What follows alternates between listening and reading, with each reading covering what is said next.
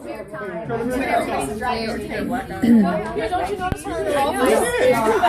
She's in her seat. She gets the best on the bottom. If you move that slow, I don't think they go on. Sometimes I'll see her just sit there for a while. She's just like, So I need a patient. Oh, Tracy. you're halfway on. Tracy. All right, let's go. Oh, Tracy. You're about to be the patient. Okay, so one of the problems that this patient population has is bed mobility. So we talked about different hints that you can give them, the satin sheets, wearing satin pajamas. Teaching them appropriate bridging and movement in the bed is important because they kind of almost get stuck to the surface, it seems like, just like they kind of get stuck in a soft couch. So you want to be able to teach them, and we've already gone over that, that's nothing new, teaching them the bridging and moving their hips from side to side. But before you do that, and even before they get up in the morning and before they engage in an exercise program, teaching them just the slow rhythmic rotation for a few minutes, and that actually helps to reduce the rigidity in their trunk, which will influence the rigidity in their legs. So that's a good technique to use with your patients, and a good technique to teach your patients to do themselves before they do their home exercise program. And before you start your therapy program, we're going to sit her up over the edge. And it's 4. Oh, what? Yeah, it goes down. Okay, so now we have her in sitting, and so let's say the person is beyond the supine activities. What activities can we do in sitting to decrease rigidity? Reaching activities? So like to the floor, and, right. So more like a bilateral pattern. The force be with you? Oh, sorry. Oh, okay. I didn't know if you were giving me a sign. Live long and prosper. I can't do that. Oh, sorry. So yeah, so diagonal patterns.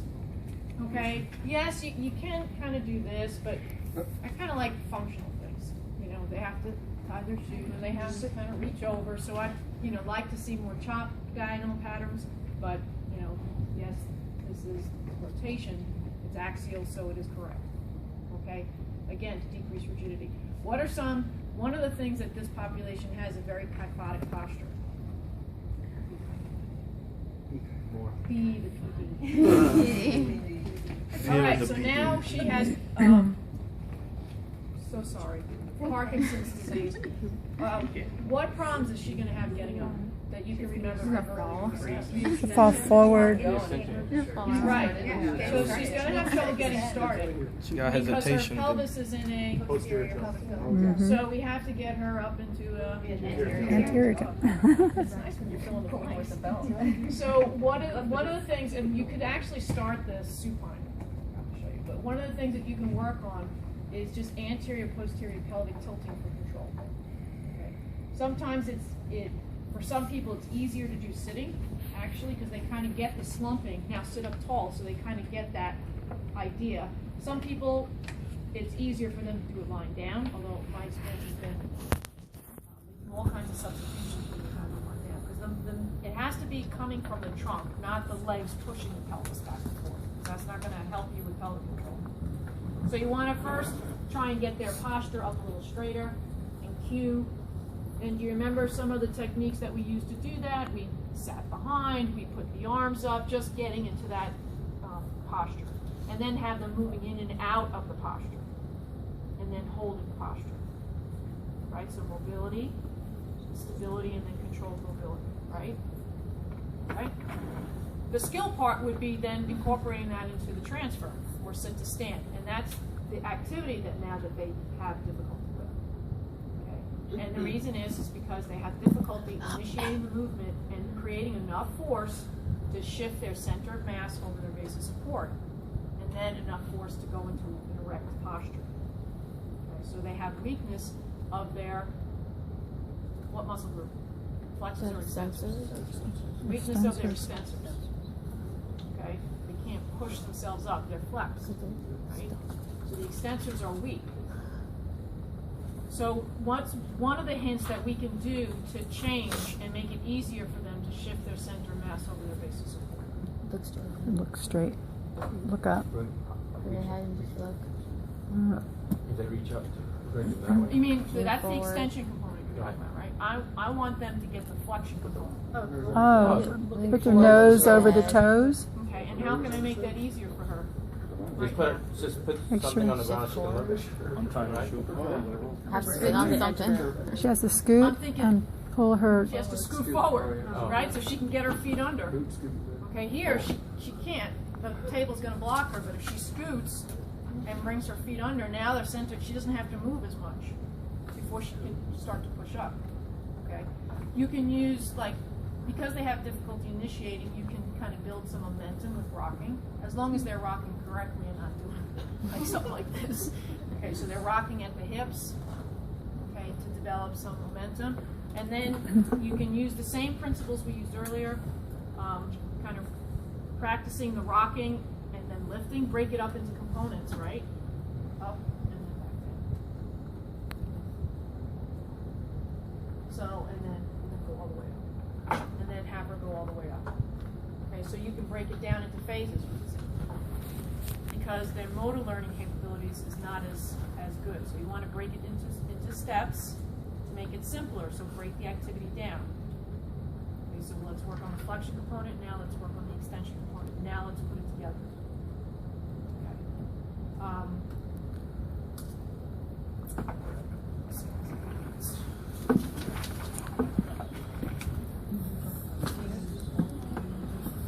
Clock.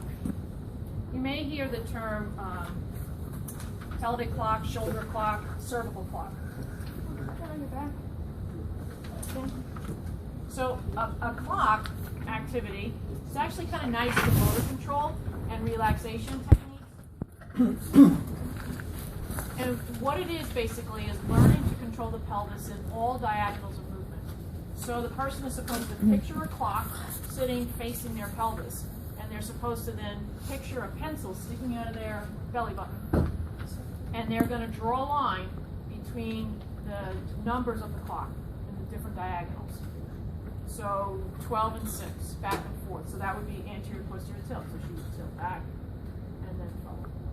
And then back and then forward. And then she would go just around the clock. So then it would be 1 and 7. So she would. I don't know where you're going. I don't know what number she's That's mine, 230.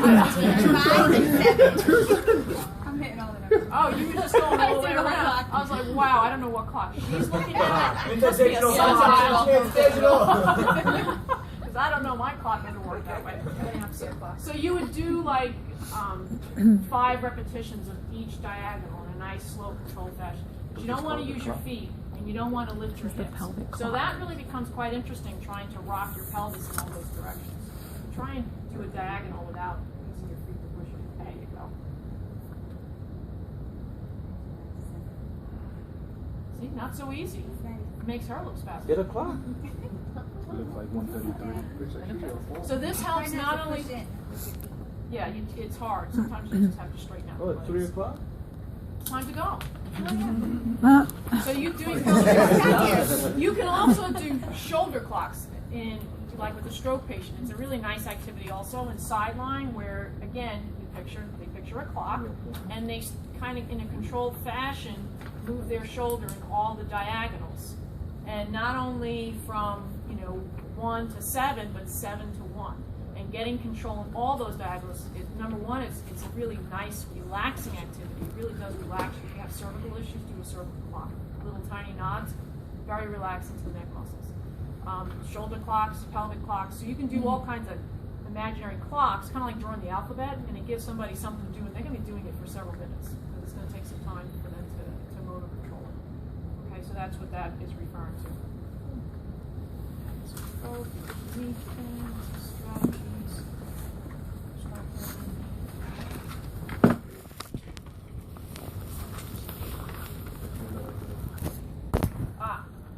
Now, the these patients will festinate. They can either retropulse or they can festinate forward sometimes. And that's a hard thing. Not only do they have difficulty initiating movement, sometimes they have difficulty stopping movement as well. Okay. So when they get up, they just start, their center of mass continues to go forward, and they start almost running. So you have to teach them not only to initiate the movement, but to stop the movement as well. And one way to do that, which is a nice technique, is doing it to modified plantigrade. So positioning a chair. Okay, my head is this big now. Oh, I already went out. I don't want my big head on YouTube. So you can work on having them kind of reach forward and come up. So this forces them to not propel forward, or hands on a wall. And so they're standing up. Just make sure there's room for them to stand up so they don't go through the wall. Okay. So hands on the wall or hands on a table. A nice technique if their issue is more festination forward.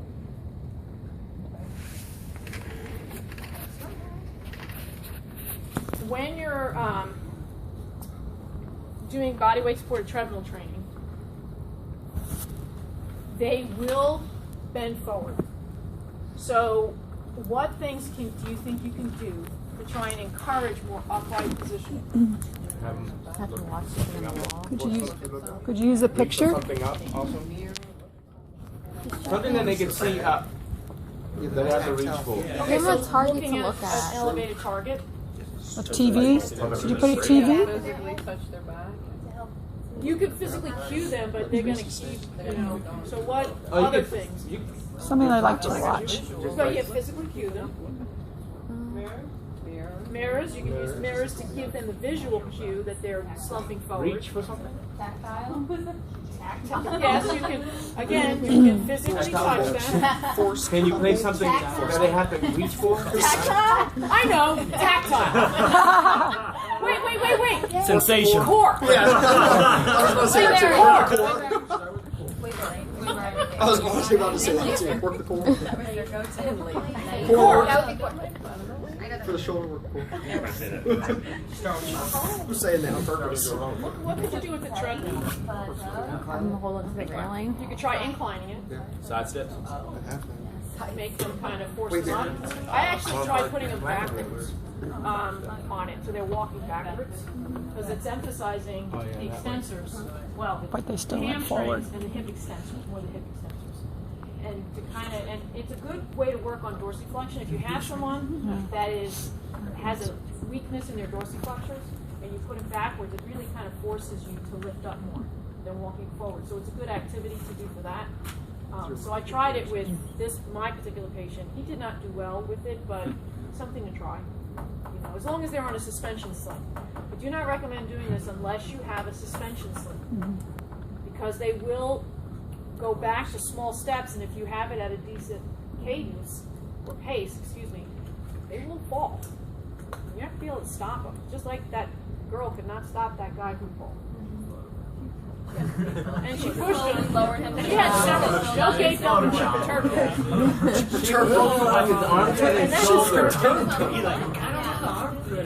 She said she's getting away. Yeah, don't be that one. Don't be that I one. want to see you on YouTube. Okay, so you guys feel like you have some understanding of the main issues for a Parkinson's patient. Oh, arm swing. The other thing that can happen with them is they can lose. Yeah, they tend to. When they lose their arm swing. So you can work on axial rotation in different positions to kind of encourage, because that's what happens is it's a counter rotation, shoulders and pelvis, that is kind of balanced with your arms. Is basically what's happening. You can use that Funcy cane technique. You guys know that one, right? You follow with the. Yeah. What? What? What is that? John, You guys remember? We just want to see you do it. No, I have no idea what you're talking about. Core. Wait there. I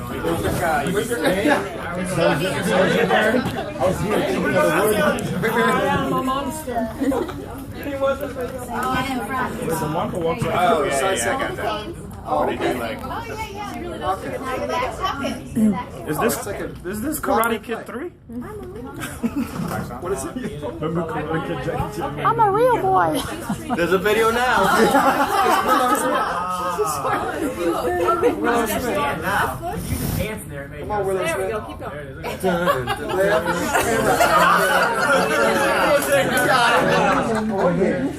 Now, mind you, they have to be able to walk. Yeah, they have to be able to walk somewhat balanced. You can't like be doing this and guarding them at the same time. Well, it's hard with a third person holding the blue belt. It doesn't work. Yeah, throws the.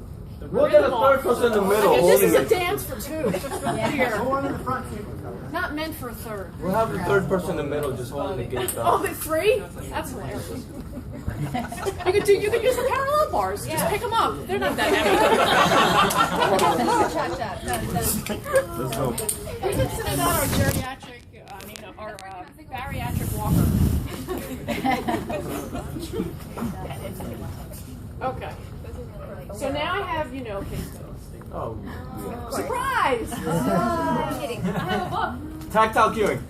Wow! Core!